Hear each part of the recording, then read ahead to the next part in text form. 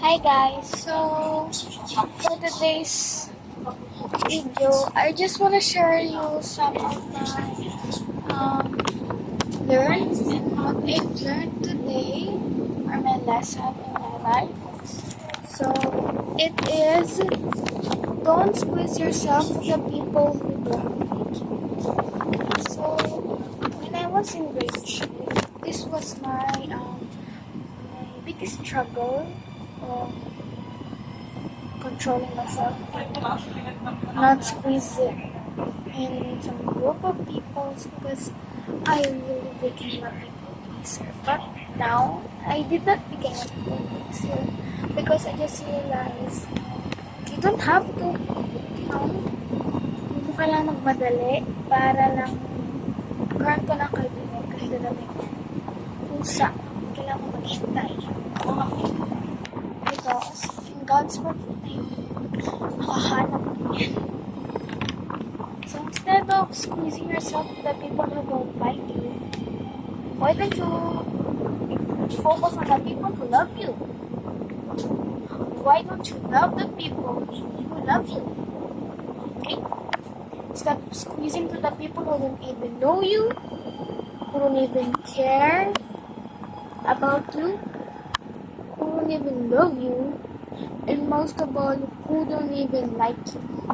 Wala kang gagawin. Mga tao talaga hindi gusto. Ganyan mo, bakit?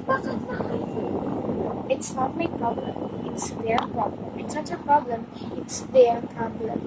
It's not, hindi ka nagkulang. Pagkukulang nila yun. Hindi ka nag-left out. Kasalanan nila yun. Hindi mo kasalanan yun. Kasalanan nila yun. So, wala kang kasalanan. Lahat yun, kasalanan nila.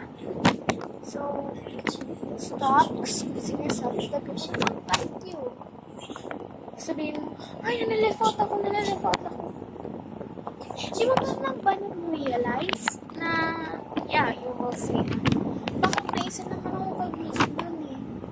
So, isa mong kaibigan, kung kaibigan mo talaga siya, hindi ko niya iiwan, like, ito ka.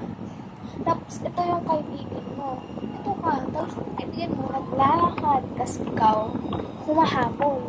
Hindi ba dapat pag ito ang kaibigan, ganito kayo ka-closer, ganito close, kahit alugin mo yan, hindi yan nasisira.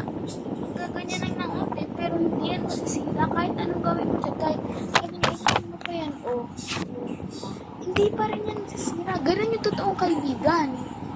A true friend will love you, will protect you, will care about you, and most of the time, will love you. Okay? So, yeah. See? Tignan mo si Papa Dad. Maybe you need to talk to him. Baka nagugulahan ka lang. Ganun. Okay. Pero, i-try mo na mag-open up sa